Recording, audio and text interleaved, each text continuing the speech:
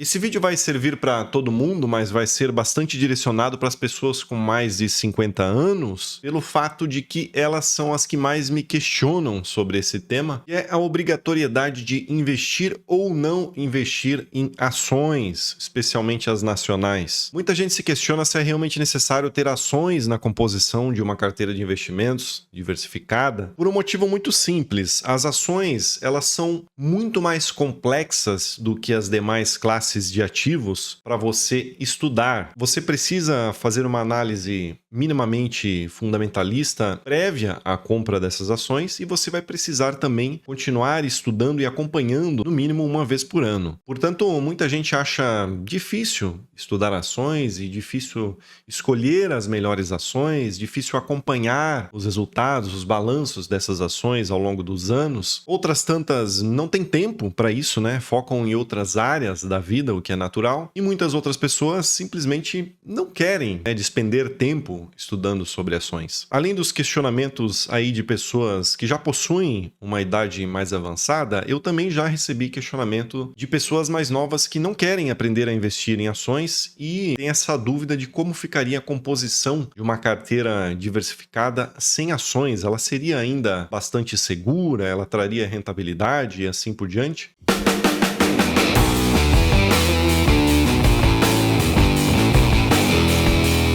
Para a gente entender isso no detalhe, a gente precisa entrar em alguns dados e fatos. Ações, de maneira geral, tanto brasileiras quanto internacionais, historicamente são a classe de ativo que mais trazem rentabilidade dentro do universo de uma carteira de investimentos. Eu já provei, já tratei disso em vários outros vídeos, eu vou deixar um desses vídeos na descrição, depois se você quiser você confere lá com dados gráficos provando isso tudo no detalhe. No entanto, você precisa respeitar a sua zona de competência, ou seja, você precisa respeitar os seus limites, né? Até que ponto você quer estudar? Até que ponto você conseguiu estudar? A pior coisa que você pode fazer é querer investir em algo que você não entendeu plenamente ou não está seguro daquele investimento. Simplesmente porque alguns educadores financeiros dizem que você precisa necessariamente investir em ações, ou outros até mesmo indicam aí algumas ações para você. Não caia nessa furada. Você vai se arrepender se seguir por esse caminho. Tenha certeza disso. Vamos lá, para a gente entender como funciona todo esse cenário dessa composição dessa carteira sem ações, tem algumas categorias em uma carteira de investimentos diversificada que são imprescindíveis. Em primeiro lugar, você precisa ter uma reserva de emergência. Eu sei que é um assunto chato, toda a vida a gente toca nesse assunto, mas é muito importante você entender isso. Você precisa de uma reserva de emergência com no mínimo 6 meses do seu custo de vida. Eu vou deixar um vídeo na descrição onde eu explico absolutamente tudo sobre reserva de emergência. Eu não vou entrar no detalhe aqui, depois você confere esse vídeo. Em segundo lugar, você precisa ter uma parcela da sua carteira em renda fixa para controlar a volatilidade da sua carteira e para te dar segurança, para você ter uma parte da sua carteira com mais liquidez. E aqui você pode ter um Tesouro Selic, pode ter um CDB ou um RDB, uma caixinha do Nubank, por exemplo, com 100% do CDI. Em terceiro lugar, a gente tem a renda variável nacional, e aqui sim entram as ações que a gente estava comentando e também fundos imobiliários. E aqui a minha opinião é o seguinte, respondendo já bastante o questionamento inicial do vídeo. Ações, se você não se sente confortável, tá tudo bem. Fundos imobiliários, obviamente também você não vai investir no que você não entende. No entanto, fundos imobiliários são muito mais fáceis de analisar do que ações, do que empresas. Tenha certeza disso. Portanto,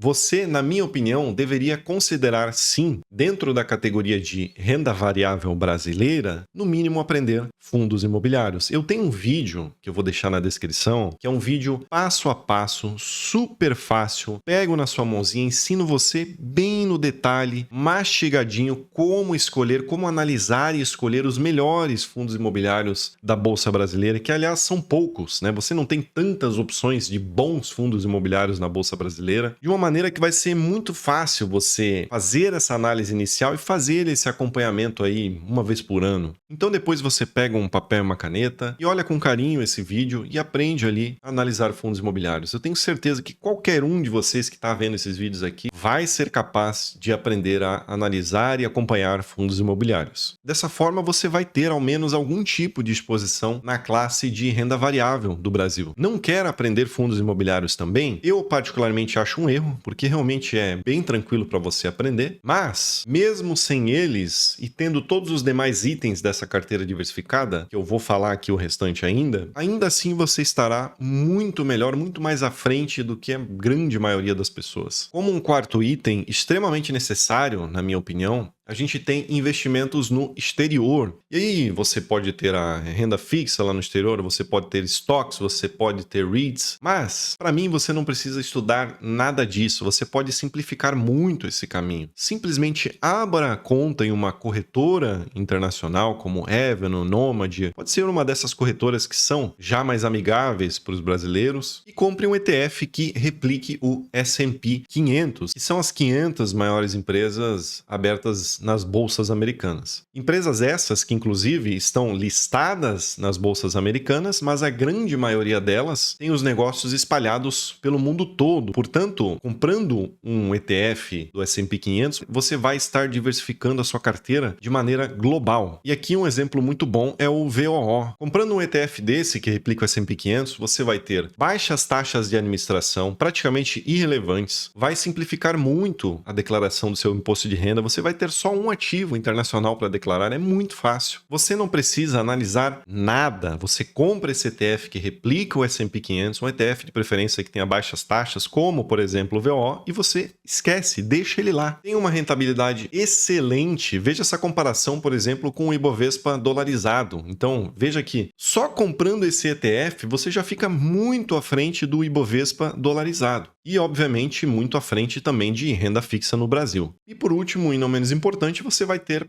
parte do seu patrimônio dolarizado e uma moeda mais forte, portanto, vai ter uma espécie de seguro dos seus investimentos se der algo muito errado aqui no Brasil, tendo para onde correr nesses casos. Mas atenção nesse ponto, eu não estou falando de você comprar um ETF brasileiro como o IVVB11 ou o NASD11, eu estou falando de você efetivamente abrir uma conta em uma corretora internacional, que é extremamente simples hoje em dia para você fazer. Não adianta nada você investir em ETFs brasileiros que repliquem índices americanos, como por exemplo o IVVB11, pois o seu dinheiro continua no Brasil, sujeito às mesmas regras brasileiras, tributações e riscos de forma geral do Brasil. Ou seja, não funciona, né? Você perde esse papel de seguro da sua carteira de investimentos e além disso carrega bem mais taxas de gestão. Por último e não menos importante, a gente tem reserva de valor, que certamente é a menor porcentagem da sua carteira, mas você precisa ter. E aqui a gente tem normalmente como opção ouro e Bitcoin. Bitcoin entra em uma categoria muito parecida com o caso das ações, que é bem mais complexo. Você precisa entender o mínimo de Bitcoin, você precisa armazenar esses Bitcoins em uma carteira sua, que a gente chama de Cold Wallet. Então, de fato, para muita gente não é algo muito simples. E você, no final das contas, não é obrigado a ter Bitcoin também. Você pode simplesmente ter ouro físico. Eu já expliquei nesse vídeo aqui como você pode investir em ouro físico de uma maneira super segura. Nesse vídeo eu também trato bastante de temas relacionados a pessoas com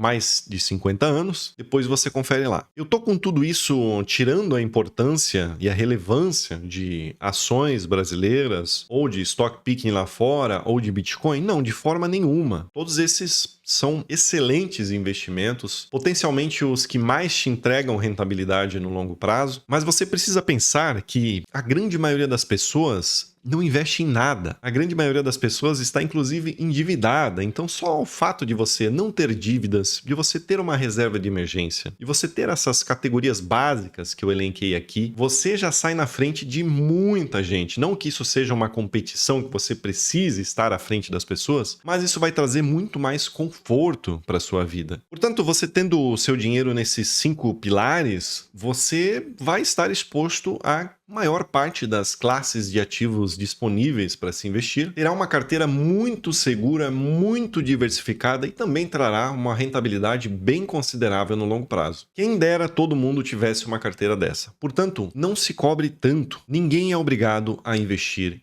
em nada, respeite a sua zona de competência. Eu acho que todo mundo é capaz de aprender tudo o que quiser, mas respeite os seus limites. Foque na constância, foque em diversificar, foque em tentar aumentar o tamanho dos seus aportes ao longo do tempo, que eu tenho certeza que você vai ter sucesso. Eu espero que esse vídeo tenha sido útil para você. Se ficou alguma dúvida, comenta aqui embaixo, eu vou ter o maior prazer em responder você. Um abraço e bons investimentos.